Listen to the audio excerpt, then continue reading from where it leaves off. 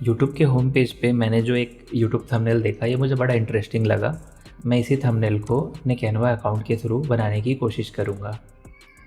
उसके लिए मैंने एक ब्लैंक कैनवास ओपन किया हुआ है जो कि यूट्यूब थंबनेल के साइज़ का ही है। इसके लिए मैं अभी फ़िलहाल बैकग्राउंड पे जो करेंसी दिख रही है वैसा मिलता जुलता एक बैकग्राउंड चुन रहा हूँ।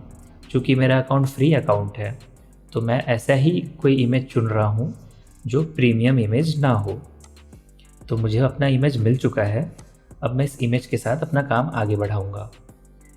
चूँकि इस इमेज का बैकग्राउंड कलर जो है वो लाइट ग्रीन नहीं है, तो इसके लिए हम क्या करते हैं, हम एक शेप टूल उठाते हैं कैनवास से ही और उस शेप को पूरे इमेज पे एक्सपेंड कर देंगे।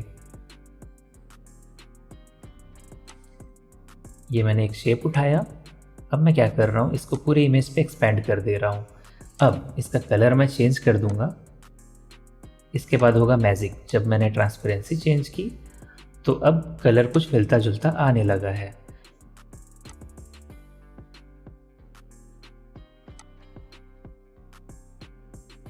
डार्क ग्रीन करने के लिए मुझे कलर पिकर पे प्रॉपर कलर चुनना होगा, तो थोड़ा ऑप्टिमाइज कर लेते हैं इसको।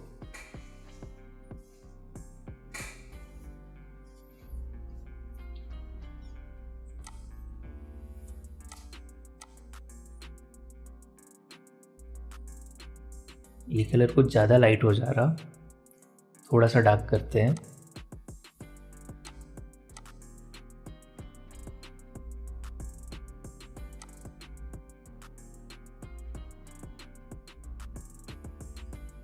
ओके, मुझे लगता है इतना काफ़ी होगा। अब हम अपने इमेज के लिए किसी का फेस चुनते हैं जो हमारे इमेज के सेंटर पे होगा। यहाँ पे अगेन प्रॉब्लम ये आने वाली है कि इमेज के बैकग्राउंड में कुछ ना कुछ होगा और बैकग्राउंड रिमूव करने के लिए हमको कैनवा का प्रीमियम अकाउंट चाहिए होगा, जो कि फ़िलहाल अभी हमारे पास नहीं है। तो हम क्या करेंगे, उस इमेज को डाउनलोड करके किसी third party background removal tool की मदद से उसका बैकग्राउंड रिमूव करके हम सेम इमेज को फिर से कैनवा पे अपलोड करेंगे। इससे इमेज की क्वालिटी थोड़ी सी कम हो जाएगी, पर फिलहाल हमारा काम चल जाएगा। तो हम इस इमेज का बैकग्राउंड रिमूव करना चाहते हैं। तो कैनवा पे ये चीज़ थोड़ा पॉसिबल नहीं है फ़िलहाल एक फ्री अकाउंट में। इसके लिए हमें एक प्रीमियम अकाउंट की ज़रूरत पड़ती। तो हम अपने फ्री अकाउंट के साथ ही अपना काम आगे बढ़ाने के लिए क्या करेंगे, उस इमेज को डाउनलोड करके उसका बैकग्राउंड रिमूव करने के लिए थर्ड पार्टी ऐप की मदद लेंगे।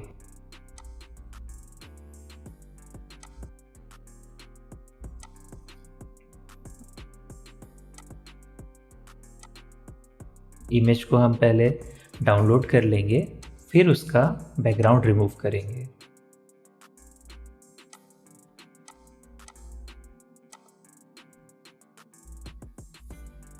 अगर आपके पास कैनवा प्रीमियम का अकाउंट है तो आपको ये सारे प्रोसेस से होके नहीं गुजरना पड़ेगा।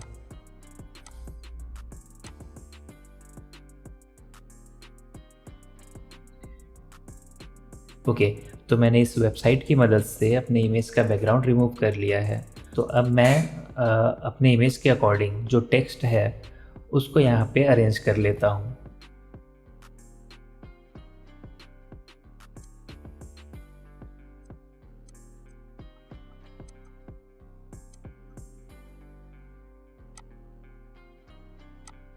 कुछ मिस ना हो इसलिए मैंने वीडियो को कुछ लंबा रखा है ताकि आपको भी समझने में आसानी हो।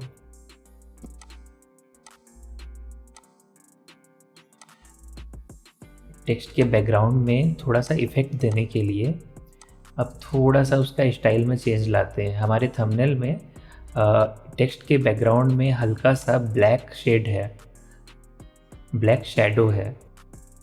ब्लैक शैडो को इस स्टाइल इफ़ेक्ट के द्वारा अचीव कर पा रहे हैं।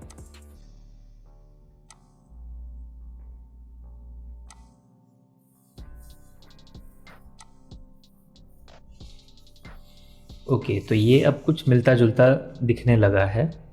तो हम इसके साथ और छेड़छाड़ किए बिना अब आगे के टेक्स्ट को ऐड करते हैं।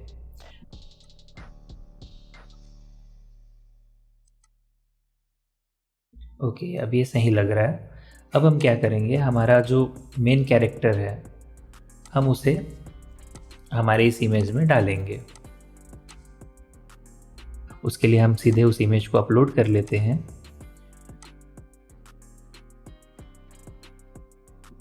और हमारे थंबनेल प्रोजेक्ट पे ड्रैग कर लेते हैं। ओके, अब ये थोड़ा कुछ प्रोफेशनल लग रहा है।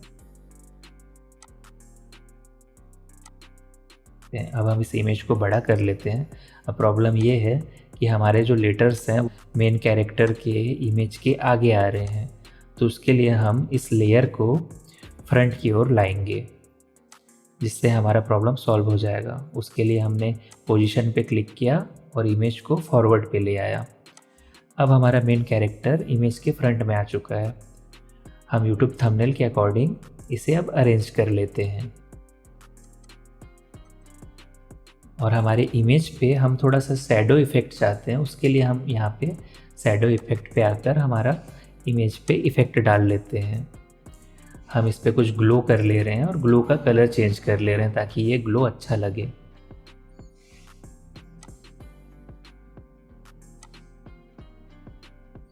मेरे ख्याल से वाइट ग्लो अच्छा लगेगा, तो हम इसी ग्लो के साथ आगे बढ़ते हैं और इमेज का साइज़ फिर से एडजस्ट कर लेंगे, क्योंकि ग्लो इफ़ेक्ट लगाने के बाद इमेज का साइज़ थोड़ा बदल गया है। हमने जो रेफरेंस के लिए जो थंबनेल लिया था उसमें कुछ वेबसाइट्स के लोगो थे। अब हमें वो सारे लोगो हमारे इस थंबनेल पे लगाने हैं। उन लोगों की इमेज में भी कुछ बैकग्राउंड था जिसे मैंने उसी साइट की मदद से रिमूव कर लिया है और इनमें कुछ ग्लो इफ़ेक्ट भी लगा लेते हैं। आप इनमें कुछ बदलाव कर सकते हैं अपने चॉइस के हिसाब से, आप आगे बढ़ सकते हैं, कोई प्रॉब्लम नहीं है। आप अपने हिसाब से जैसा चाहे वैसा कर सकते हैं। तो ये प्रोसेस ओके, वीडियो का ये हिस्सा मैं थोड़ा फास्ट फॉरवर्ड कर देता हूँ ताकि ये काम शॉर्ट में हो जाए और हमको एंड रिजल्ट में एक मिलता जुलता यूट्यूब थंबनेल मिल जाए।